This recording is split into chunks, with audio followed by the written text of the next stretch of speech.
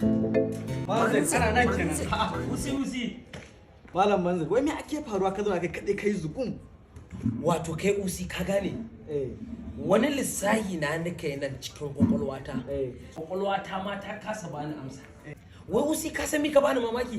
Manzil. Usi taya mazan Najeriya mutum miliyan 67 ne. Mata mutum miliyan 173. Wai kuma a ce duk budurwa tana da saurayinta. Manzil. Malam Manzil kenan. Ai maza mutanen mu. Kamar ya maza mutanen mu? Maza mutanen mu. A Usi ka hito ka ce mana maza mai wadara. A'a. Ni ba an nayi ba.